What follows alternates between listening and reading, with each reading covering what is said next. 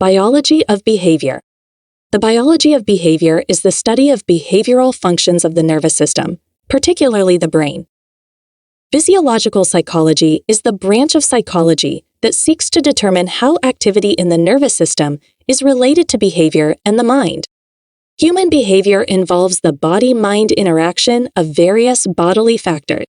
The most important are: the sense organs are called receptors.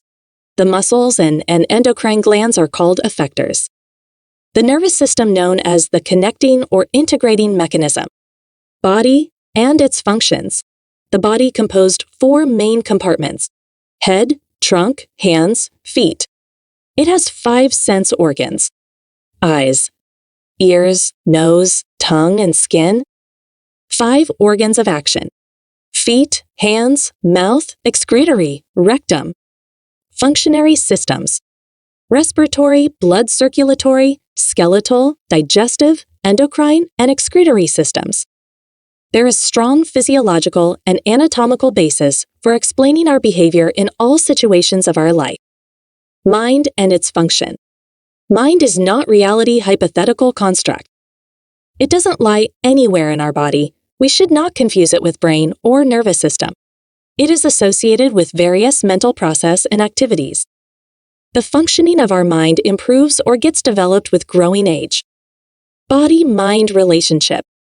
Psychology studies human behavior, which involves both body and the mind. They are interrelated and interact upon each other.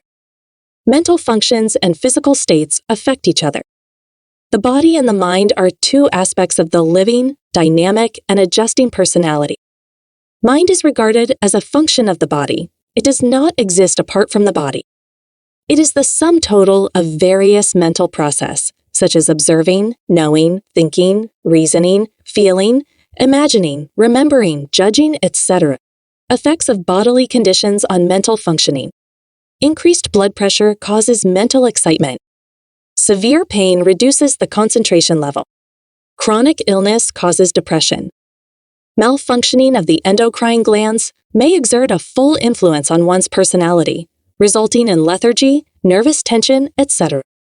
Physical fatigue affects our mood and reduces motivation, interest, and concentration. Brain injury affects many psychological functions.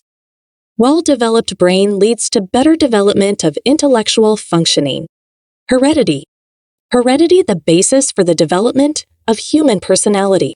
Heredity is considered as the sum total of inborn individual traits. Biologically, it has been defined as the sum total of traits potentially present in the fertilized ovum. According to Douglas and Holland, one's heredity consists of all the structures, physical characteristics, functions, or capacities derived from parents, other ancestry, or species. The life cycle of an individual begins with the fusion of a sperm and ovum. In the fertilized ovum, there are 46 pairs of chromosomes, half of which are given by the father and the other half by the mother. Each chromosome is made up of many genes, which appear to be the actual determiners of traits. One gene, DNA-RNA, may influence many characteristics or traits, or conversely, many genes may combine to determine one characteristic. The heredity basis of individual differences lies in the unlimited variety of possible gene combinations that can occur. No 2 siblings get an identical heredity, as they do not get the same genes from parents. Environment. The child inherits the traits and characteristics of his parents and forefathers through genes at the time of conception. Therefore, what he possesses at the time of conception is all due to heredity. After conception, how he develops is the outcome of the interaction between his hereditary characteristics and environment.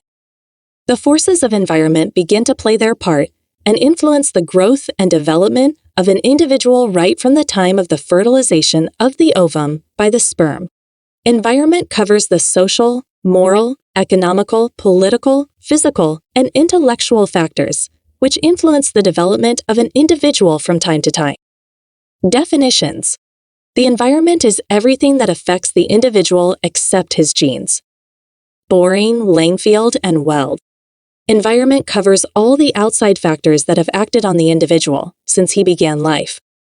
Woodworth, Internal environment. From conception to till his birth in the womb of the mother, 9 months. Embryo receives the nutrition through the bloodstream of its mother. Physical and mental health of the mother, including her habits, attitudes, and interests, etc. All constitute inner surroundings that affects the growth and development of individual. External environment. After his birth, what the child gets in terms of environmental influences is purely external in nature. Brain and behavior. The entire behavior is effectively managed and controlled by the coordination and functioning of the nervous system. How we will behave in a particular situation depends upon the judgment of our brain. The sense impressions, which are received through the sense organs, do not bear any significance unless they are given a meaning by the nervous system. Learning also, to a great extent, is controlled by the nervous system. The proper growth and development of nerve tissues and nervous system as a whole helps in the task of proper intellectual development. The emotional behavior is also influenced by the nervous system, especially at the time of anger, fear, and other emotional changes. During emotional outbursts, nerve tissues cause the change in the secretion of hormones by some glands and consequently influence the emotional behavior of an individual. The process of growth and development is also directly and indirectly controlled by the functioning of the nervous system.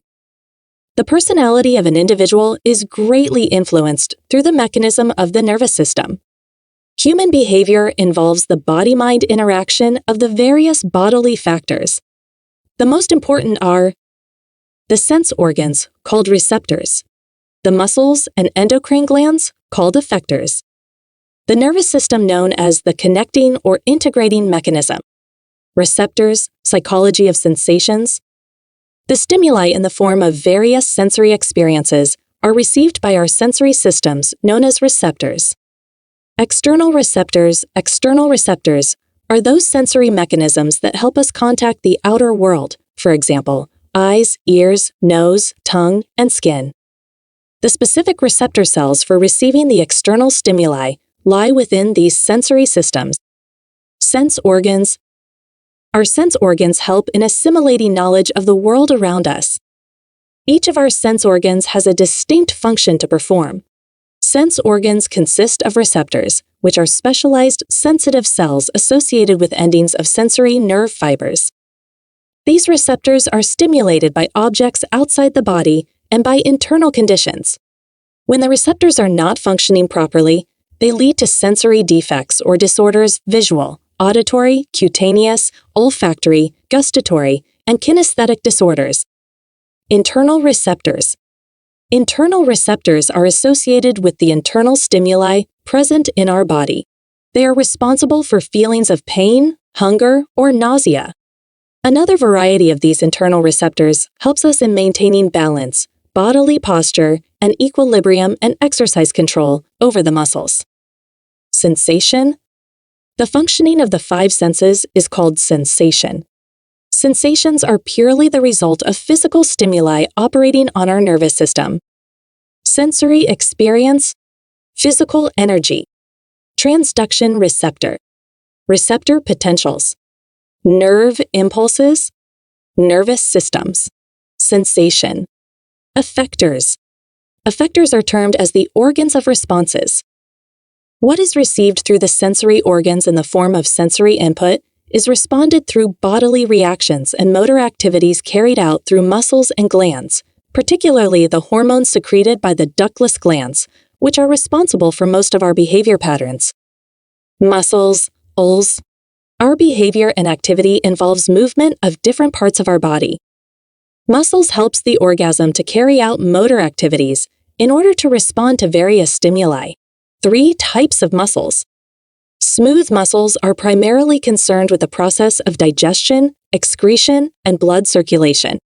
Cardiac muscles function smoothly in a rhythmic fashion, but when one is emotionally upset, their normal functioning is disturbed, causing heart trouble.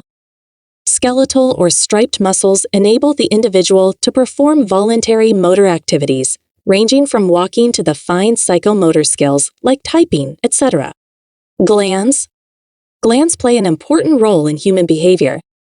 They also assist in the digestion of food, elimination of waste products, production, and prolongation of emotional states and regulation of metabolism of the body. There are two types of glands. 1. Duct glands. 2. Ductless or endocrine glands. Duct glands release their chemical secretion through little ducts or tubes into the body cavities or on the surface of the body. Connectors. Connectors or adjusters help in regulating, controlling, or coordinating the activities of receptors and effectors. The ability to play a piano, drive a car, or hit a tennis ball depends on muscle coordination. It is necessary for the body to provide messages to the muscles to coordinate. These messages are passed through specialized cells called neurons